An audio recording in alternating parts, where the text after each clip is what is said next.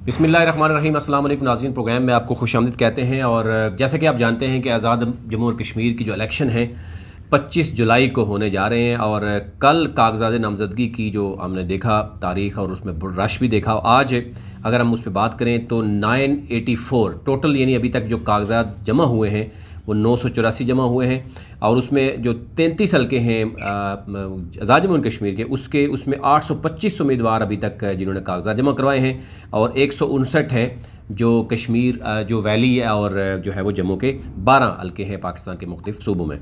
अब देखना ये होगा कितने कागजात जमा होते हैं और जमा हुए हैं उसमें मुस्तरद कितने होते हैं। बाद में आने वाले दिनों में बहुत सी चीज़ें सामने आएंगी। आज खुसूसी तौर पर हमें बात करेंगे, बहुत से लोग ये जानना चाह रहे थे कि मुजफ्फराबाद, क्योंकि दारुल हुकूमत है आज़ाद जम्मू और कश्मीर का, उसके जो 4-5 अहम हलके हैं, अगर हम बात करें खावड़ा, कोटला, इसी तरह जो है वो शहर का हल्का है, लचराट है या गड़ी दुपट्टा है, उस हवाले से। और हमने आज अगेन जो है वो मदऊ किया है सैयद तकी अल हसन, जो कि सीनियर रिपोर्टर हैं मुजफ्फराबाद से, वो हमें ज्वाइन कर रहे हैं। अस्सलाम वालेकुम।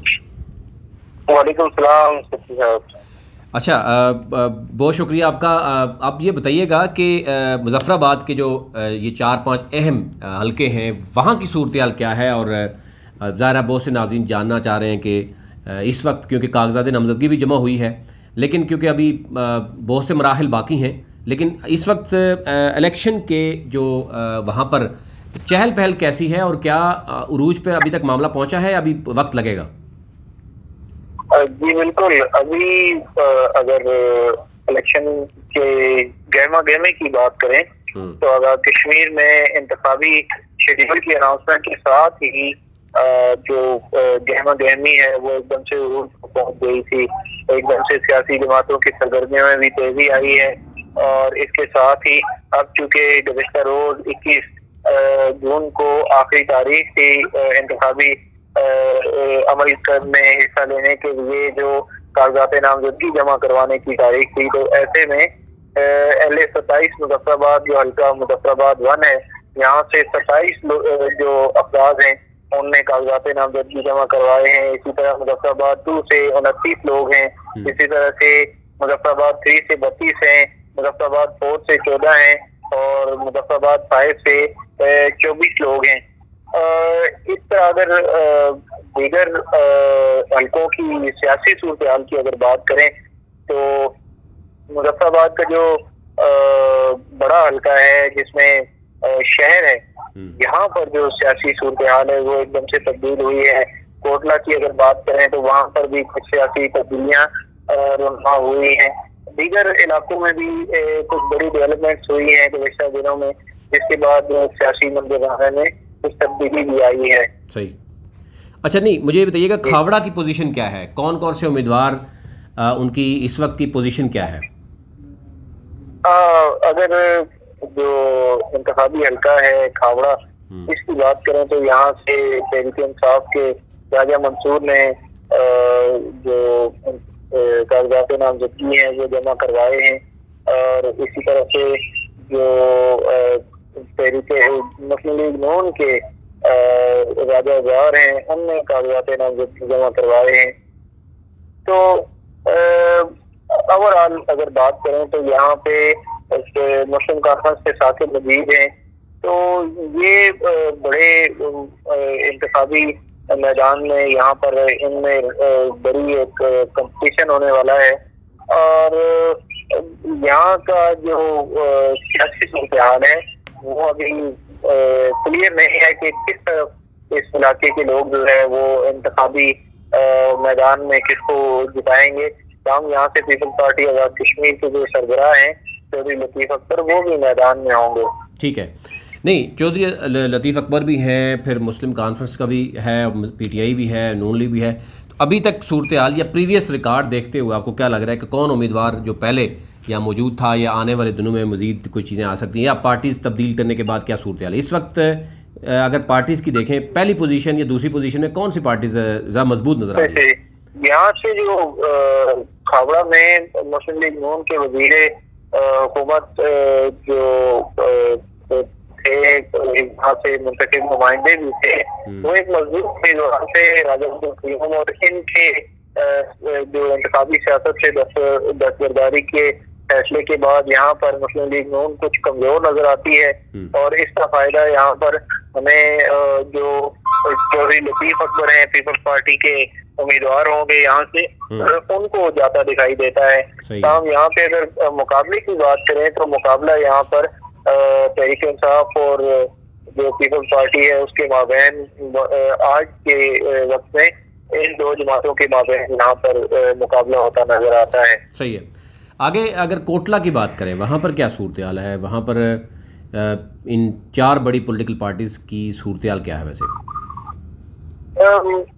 मुजफ्फराबाद का हल्का कोटला है LA-27, यहाँ पर तहरीक इंसाफ ने जिस सरदार तबारक से टिकट दिया और उसके बाद मीर अतीक को टिकट दिया, तो इसके बाद यहाँ पर कुछ सियासी जो मंजरनामा है इसमें तब्दीली आई है और इसके बाद क्योंकि सरदार तबारक वो जमात से नाराज हैं और उनने अब जो है अपनी यूँ कहा जा सकता है सियासी हमदर्दियाँ तब्दील करने का भी इंडिया दिया है। यूँ मालूम पड़ता है कि तहरीक इंसाफ का जो एक बड़ा वोट बैंक था जो चौधरी बिरादरी की सूरत में तहरीक इंसाफ के पास था, तो मीर अतीक को टिकट दिए जाने के बाद वो अब जो है एक बड़ा वोट बैंक टूट जाएगा और यहाँ से जो वजीर स्मॉल इंडस्ट्रीज हैं वो नौरीन आरफ वो नून लीग के टिकट से एक बार फिर से मैदान में होंगी और यहाँ से पीपल्स पार्टी के सरदार जावेद अयूब खान है ये और इसी तरह से जो जम्मू कश्मीर यूनाइटेड मूवमेंट है इसके सईद अहमद मुगल मैदान में है, मुस्लिम कॉन्फ्रेंस के सलीम अवान है, ये भी यहाँ से इंतखाबी अमल का हिस्सा होंगे। हम यहाँ पर इन तमाम उम्मीदवारान में से हमें आज जो है वो तहरीक इंसाफ मुस्लिम लीग नून और पीपल्स पार्टी में कांटेदार मुकाबला होता नजर आता है और लग ही हो रहा है कि यहाँ से जावेद अयूब जो साबिक पीपल्स पार्टी के वजीर भी रहे हैं, यहाँ से मुंतखब भी हो चुके हैं, वो एक बार फिर से यहाँ से सीट निकालने में कामयाब हो जाएंगे। सही है। आगे चलते हैं, शहर की तरफ बाद में आएंगे। लचराट या गढ़ी दुपट्टा के ऊपर पहले बात कर लेते हैं, फिर हम बात करेंगे कि मुजफ्फराबाद शहर में क्या सूरत हाल है। तो ये क्योंकि साइड एरियाज़ में जहाँ पर आप देखते हैं कि अब पोजीशन क्या है, अब कागजात नामजदगी जमा भी हो रहे हैं, आलमोस्ट ये भी पता चल रहा है कि कौन सी पार्टी किसके साथ जो है वो दे रही है, इत्तेहाद भी सामने आ रहा है। तो इस वक्त क्या सूरत हाल है वहाँ? LA-28 में भी कुछ सियासी तब्दीलियाँ हुई हैं। यहाँ से जो PTI के एक रहनुमा थे, मरकजी रहनुमा समझे जा रहे थे, ये मुस्लिम कॉन्फ्रेंस छोड़ के तहरीक इंसाफ में शामिल हुए और टिकट के मजबूत उम्मीदवार के तौर पर सामने आ रहे थे पीर मुर्तजा जिलानी। तो तहरीक इंसाफ की जानिब से रातों रात मुस्लिम लीग नून के वजीर हुकूमत जो थे चौधरी शहजाद, इनको रातों रात टिकट दिया गया और जो नून लीग छोड़ के तहरीक इंसाफ में चले गए थे, उसके बाद पीर मुर्तजा गिलानी जो है उनने भी अपना सियासी किबला तब्दील किया है और अब जो है मुर्तजा गिलानी मुस्लिम लीग नून के टिकट से जो है वो मैदान में होंगे।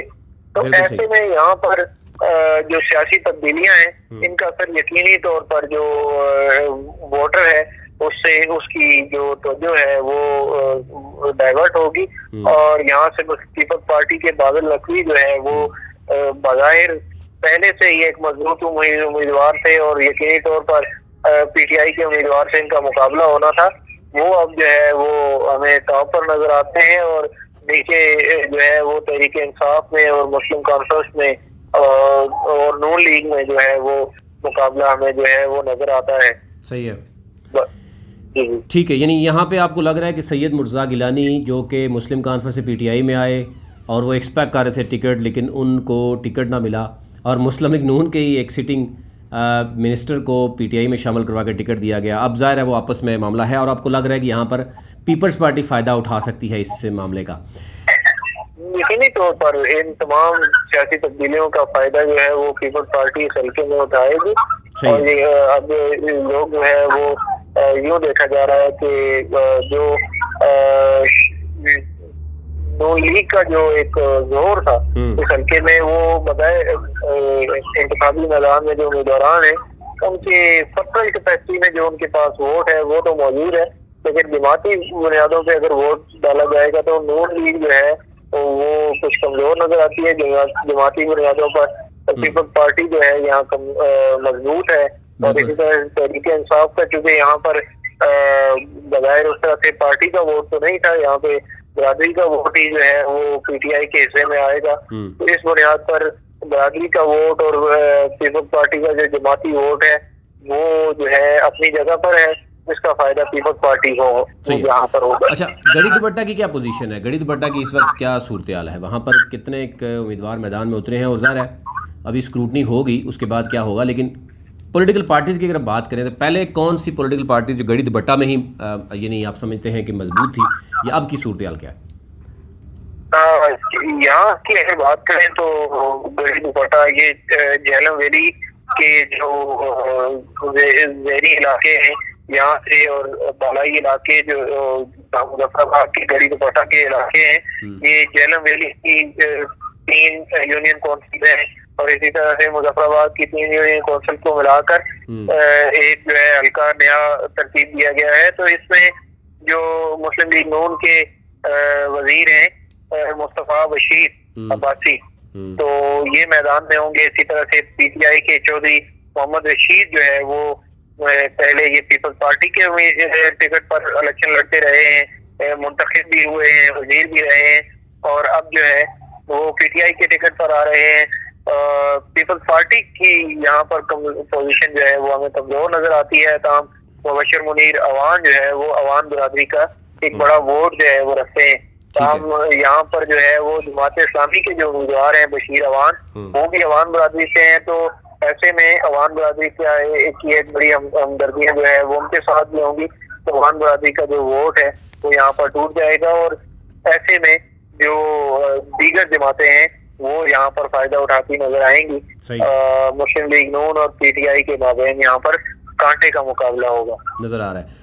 ओके, अब आ जाते हैं जनाब मुजफ्फराबाद शहर की पोजीशन क्या है इस वक्त, और यहाँ पर ज़रा चहल पहल होगी। मुजफ्फराबाद की सीट जो है वो हर पार्टी की ख्वाहिश होती है, और आप देखते हैं कि दारुल हुकूमत का मेन शहर अगर हो और उसमें तहरीक इंसाफ कहाँ पर खड़ी है, पीपल्स पार्टी, नून लीग, मुस्लिम कॉन्फ्रेंस या दीगर पॉलिटिकल पार्टीज, इस वक्त क्या सूरत हाल है? शहर से गुज़श्ता रोज जब कागजात नामजदगी जमा कराने का वक्त खत्म हुआ तब तक जो है वो 32 लोग जो है वो 32 लोग जो है वो जमा करवा चुके थे कागजात नामजदगी। तो इनमें आज़ाद उम्मीदवार की भी एक बड़ी तादाद मौजूद है जो जमाती जो वोट है वो तोड़ेंगे। जो बड़े यहाँ पर जो सियासी पहलवान हैं उनको कमजोर जरूर करेंगे। ताम यहाँ पे जो है पीटीआई के ख्वाजा फारूक अहमद हैं, पीएमएलएन के इफ्तिखार गिलानी जो इस वक्त वजीर हुकूमत भी हैं, पीपल्स पार्टी के सरदार मुबारक हैदर हैं, और इसी तरह से जमात इस्लामी के नज़ीर हुसैन शाह जो साबिक टीचर ऑर्गेनाइजेशन के सदर भी रहे हैं। तो ऐसे में ये तमाम लोग जो है वो एक बड़ा वोट दे सकते हैं, लेकिन यहाँ पर हमें मुकाबला शहर में वो पीटीआई और पीएमएलएन के माबैन होता नजर आता है। और लग यूँ रहा है कि वहाँ से इफ्तिखार गिलानी को कुछ मुश्किलात पेश आएंगी और ख्वाजा फारूक अहमद यहाँ से सीट निकालने में कामयाब हो जाएंगे, क्योंकि तमाम पार्टियों का जैसे फोकस जो है वो शहर के हल्के पर है। तो ऐसे में पीटीआई यकीनी तौर पर फोकस होगी, वो यहाँ से कोशिश करेगी कि ये सीट निकाली जाए।